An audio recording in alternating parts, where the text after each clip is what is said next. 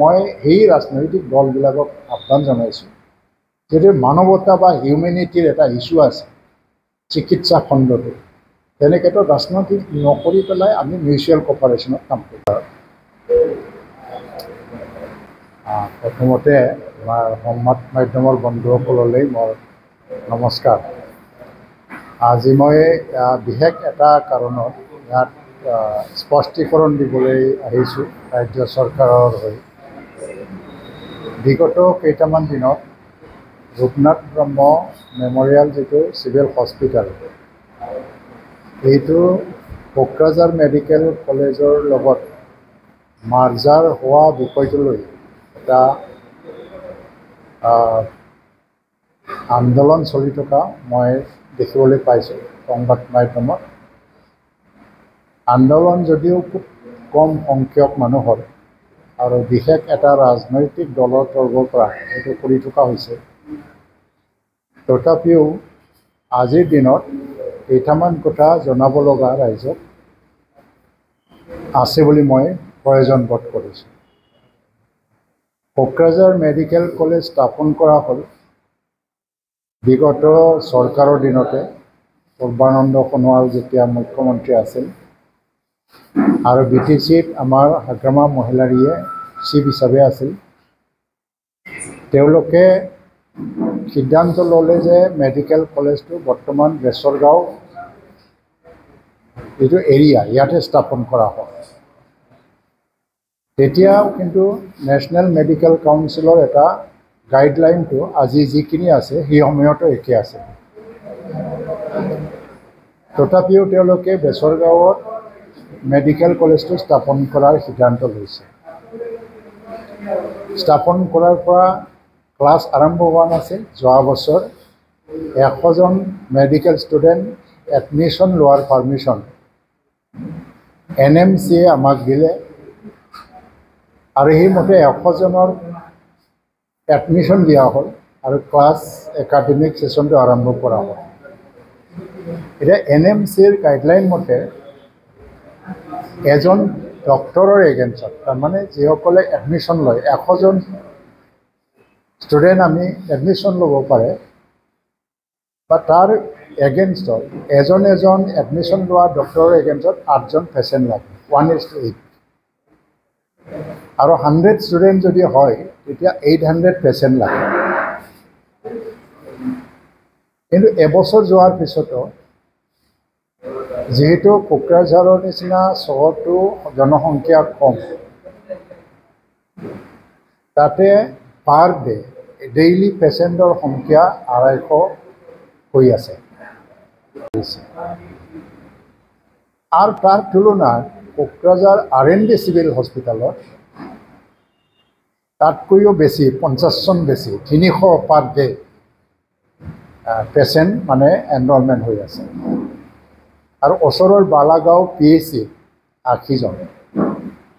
আমি যদি 250 আৰু 300 যোগ কৰোঁ তেতিয়াও 550 ষ্টুডেণ্ট হয় আৰু 80জন ষ্টুডেণ্ট যদি যোগ কৰা হয় তেতিয়া 630জন হয়। তথাপিও 800জন নহয়, 800 লাগে।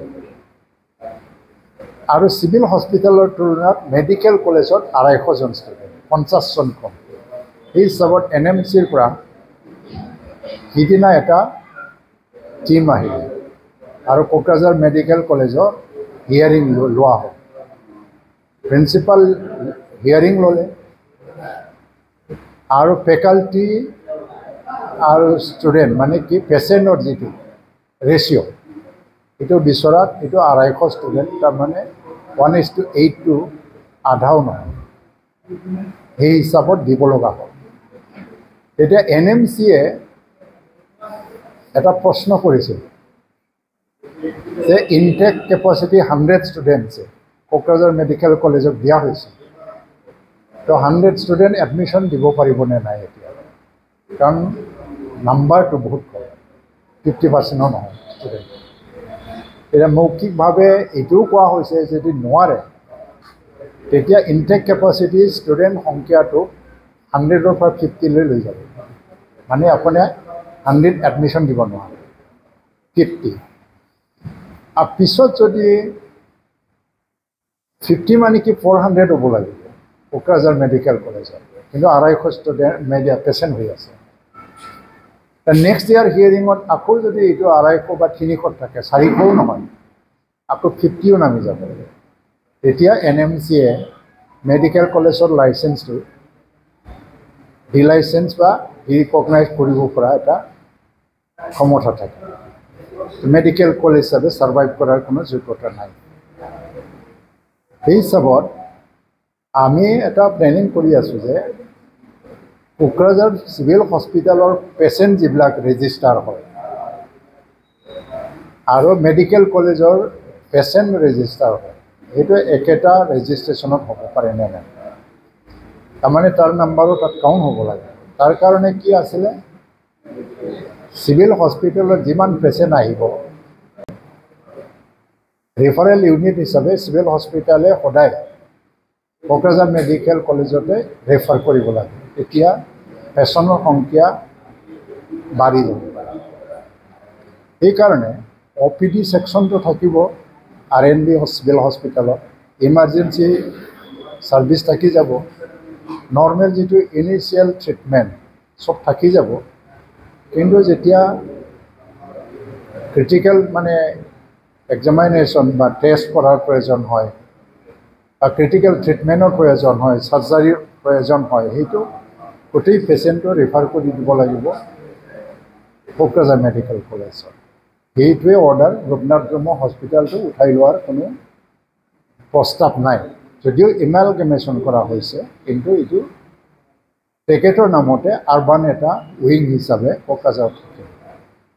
ভৱিষ্যতত RNB চিভিল হস্পিটেলত নৰ্মেল ডিপাৰ্টমেণ্টটো ফাংচন কৰি থকাৰ বাহিৰেও এমালগেমেশ্যনৰ পিছত আকৌ ইয়াত নতুন নতুন যদি ডিপাৰ্টমেণ্ট বা ছেকশ্যন যদি আমি এটাচ কৰিব পাৰোঁ, তাৰ কাৰণেও ভৱিষ্যতত আমাৰ পৰিকল্পনা থাকিব। আজি প্ৰশ্ন হৈছে পেচেণ্টৰ অভাৱত কোকৰাঝাৰ মেডিকেল কলেজটো আমি ৰাখিব পাৰিমনে নাই। যদি পেচেণ্টৰ অভাৱত যদি ডিৰেজিষ্টাৰ হৈ যায়, মেডিকেল কলেজ আমাৰ হাতত অহা এটা নেশ্যনেল প্ৰপাৰ্টি হয়, ৰাজ্যৰ প্ৰপাৰ্টি হয়, এই বছৰো আকৌ স্পেচিয়েল কনচিডাৰেশ্যনত আমাক 100জন এডমিশ্যন ল'বৰ কাৰণে পাৰ্মিশ্যন দিলে NMCয়ে। এইটো ভাল কথা। এতিয়া 200জন হৈ যাব ফেকাল্টি ইয়াতে পঢ়িবৰ কাৰণে আহিছে, কিন্তু এই ৰেচিঅ'টো আমি মেইনটেইন কৰিব নোৱাৰোঁ। এতিয়া কোকৰাঝাৰবাসী ৰাইজে ভৱিষ্যতৰ কাৰণেও এটা সিদ্ধান্ত ল'ব লাগিব, কাৰণ জনসংখ্যা আমাৰ ইমান নাবাঢ়ে। গুৱাহাটী বা কলকাতাৰ নিচিনা হাইলি পপুলেশ্যন ডেঞ্চিটিটো থকা এটা চিটি হোৱা হ'লে এটা চিটিৰ ভিতৰতে 2খন মেডিকেল কলেজতো থাকিব পাৰে, কিন্তু যিহেতু কোকৰাঝাৰত জনসংখ্যা ইমান নাই, পপুলেশ্যন ডেঞ্চিটি, তো এই ৰিকুৱাৰ্ড নাম্বাৰটো আমি মিট কৰিব নোৱাৰোঁ। এতিয়া মেডিকেল কলেজটো লাগেনে নাই, সেইটো এটা প্ৰশ্ন হৈছে এতিয়া। কাৰণ আমি যদি এনেকেই এটা ৰাজনীতিকৰণ কৰোঁ, ৰাজনৈতিক দলবিলাকে, চিভিল ছ'চাইটি বুলি মই দেখা নাই, ৰাজনৈতিক দলে কৰি আছে, এটা বিভ্ৰান্তিকৰ এটা পৰিস্থিতি যদি সৃষ্টি হয়, NMCয়ে যদি কালি কয় যে এতিয়া চলাই যোৱাৰ এটা পৰিস্থিতি নাই, তেতিয়া আমাৰ কাৰণে ডাঙৰ এটা লছ হ'ব। আৰু কিবা কাৰণত এইটো এটা এলাইড ছেকশ্যনৰ এটা ইনষ্টিটিউশ্যন হৈ যায়, মেডিকেল কলেজ নহৈ পেলাই, তেতিয়া আমাৰ কাৰণে খুব মানে লাজৰ বিষয় হ'ব, কাৰণ আমি মেডিকেল কলেজটো লং পেণ্ডিং কিমান। মই আজি প্ৰশ্ন কৰিব বিচাৰিছোঁ, 2020-21 চনত যেতিয়া সিদ্ধান্ত ল'লে যে মেডিকেল কলেজখন বেচৰ গাঁৱত স্থাপন কৰা হ'ব, তেতিয়াও কিন্তু NMCৰ গাইডলাইনটো একে আছে, 1:8, মানে 800জন লাগিবই 100 ষ্টুডেণ্ট যদি এডমিশ্যন দিব লাগে। এতিয়া এইটো চাই পেলাই তেওঁলোকে পপুলেশ্যন চেঞ্চাছ কিয় নকৰিলে, আৰু ইয়াত কৰিলে যে পপুলেশ্যন নাবাঢ়ে। ডিষ্টেঞ্চটো ইমান ডাঙৰ কথা নহয়, যদি পপুলেশ্যন বহুত আছে ইয়াত, কিন্তু কম পপুলেশ্যন থকাত 6 কিলোমিটাৰৰ ডিষ্টেঞ্চত মেডিকেল কলেজ কৰিলে যে পেচেণ্টৰ অভাৱ হ'ব, পেচেণ্টৰ সংখ্যাৰ অভাৱ হ'ব।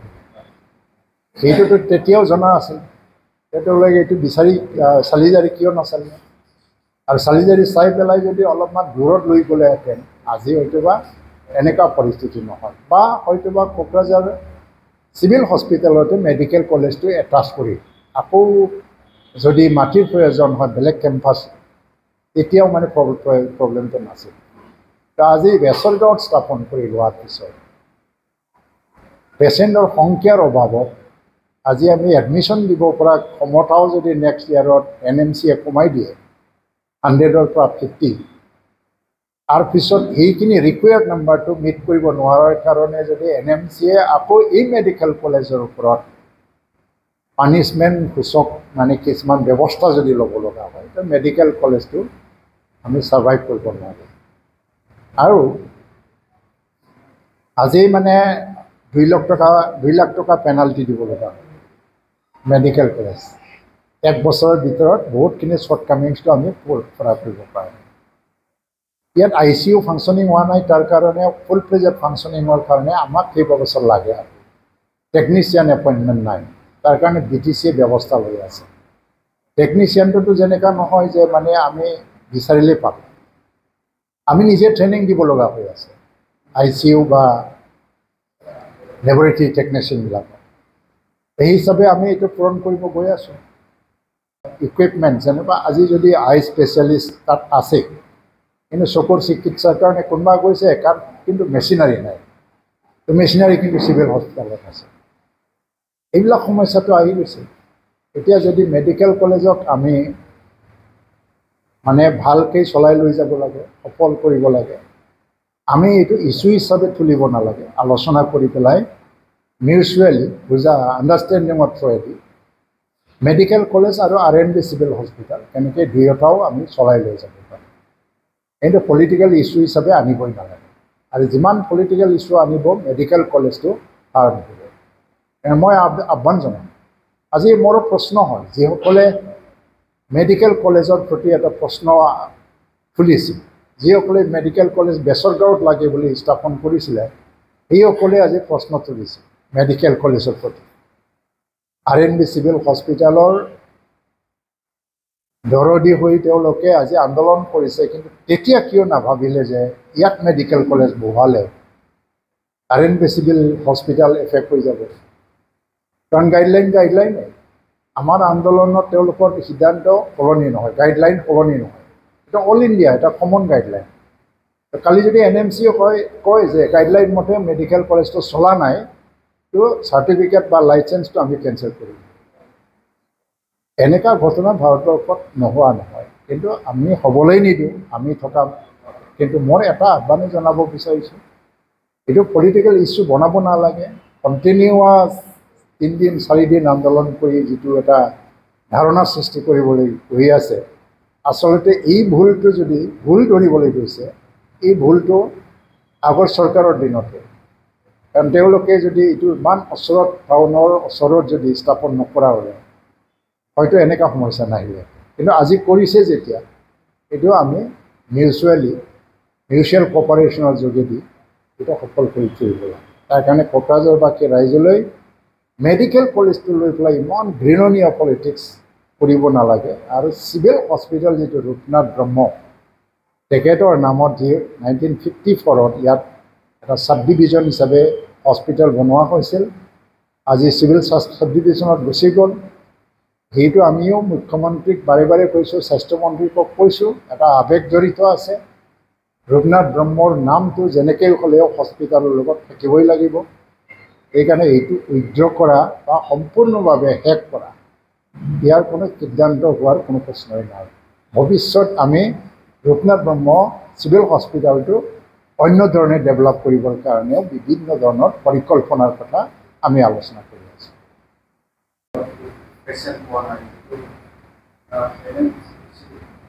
পেচেণ্টটো কি হ'ল যে মানে আমি ৰুৰেল এৰিয়াত হস্পিটেল বনালে এইটো ইছ্যু হয়, যেনেকৈ নলবাৰীত একেধৰণৰ সমস্যা হৈছে। কিন্তু নলবাৰীত কি হ'ল, চিভিল হস্পিটেল আৰু মেডিকেল কলেজৰ লগত বুজাবুজি হৈ গ'ল। ফাৰ্ষ্ট ৰেফাৰেল ইউনিট হিচাপে নলবাৰী চিভিল হস্পিটেলে কাম কৰি আছে। বা যি পেচেণ্ট আহে প্ৰিলিমিনাৰী সৰু সুৰা নৰ্মেল পেচেণ্টটো তেওঁলোকে ট্ৰিটমেণ্ট কৰে, বাকীটো ৰেফাৰ কৰি দিয়ে মেডিকেল কলেজত। এনেকৈ সংখ্যাটো বাঢ়ি গৈ আছে। যদিও পেচেণ্টৰ সংখ্যা যথেষ্ট অহা নাই, তথাপিও আমি আমাৰ ইনিচিয়েটিভত বৰ্তমান মেডিকেল কলেজৰ প্ৰিন্সিপাল ইনিচিয়েটিভত আমি 100 ষ্টুডেণ্ট এডমিশ্যন দিয়াৰ পাৰ্মিশ্যন এইবছৰো আমি পাইছোঁ। তো লাহে লাহে এইবিলাক সমস্যাটো যদি আমি বুজি নাপাওঁ তেতিয়া সমস্যা আহি যাব। এতিয়া কঠিন সমস্যা নহয়। যাতায়াত ব্যৱস্থাও ডেভেলপ হ'ব, কাৰণ আমাক 5 বছৰ সম্পূৰ্ণ লাগিব মেডিকেল কলেজ প্লেনটো ডেভেলপ কৰিবৰ কাৰণে। আৰু এটা টেকনিচিয়ানৰ অভাৱ, সেইটো পূৰণ কৰিব গৈ আছোঁ আমি। আৰু মেচিনাৰীবিলাকৰ অভাৱ, আৰু য'ত য'ত মেডিকেল কলেজ আৰু চিভিল হস্পিটেলৰ ইছ্যু হৈছে তাতে এটা বুজাবুজি হৈছে। আৰু এতিয়া কোকৰাঝাৰ RNB চিভিল হস্পিটেল এই বুজাবুজিত কাম কৰিলে কোনো কাৰণত কোনো সমস্যা নহয়। যাতায়াত ব্যৱস্থা আমি কৰিব গৈ আছোঁ, আৰু টেকনিচিয়ানৰ অভাৱ কৰিব গৈ আছোঁ। ব্লাড টেষ্টৰ পৰা আৰম্ভ কৰি পেলাই যিবিলাক সমস্যাৰ সন্মুখীন হৈছে, আৰু মই জানো কোকৰাঝাৰবাসী ৰাইজে আজি নহয় কালি মেডিকেল কলেজৰ যিটো বাস্তৱতা সেইটোকে গ্ৰহণ কৰিব। মেডিকেল কলেজ চবকে লাগে, এইটো হ'ল যে এটা ফ্ৰাইট আমাৰ কাৰণে। কিন্তু RNB চিভিল হস্পিটেলটো ধ্বংস কৰিব ওলাইছে বুলি এটা আন্দোলনৰ দৰে এটা পলিচি লৈ পেলাই যদি ওলাই আহিছে, এইটো এটা ৰাজনৈতিক ষড়যন্ত্ৰৰ বাহিৰে একো নহয়। আৰু মই সেই ৰাজনৈতিক দলবিলাকক আহ্বান জনাইছোঁ, যদি মানৱতা বা হিউমেনিটিৰ এটা ইছ্যু আছে চিকিৎসা খণ্ডটো, তেনেকৈতো ৰাজনৈতিক নকৰি পেলাই আমি মিউচুৱেল কপাৰেশ্যনত কাম কৰিব লাগে। Thank you. गोजोनथाव खौरां, नोंथांमोननि थाखाय लानानै फैदों MRM मेमोरियल हस्पिटालाव गोबां बेमार फाहामथाय होनायनि खाबु।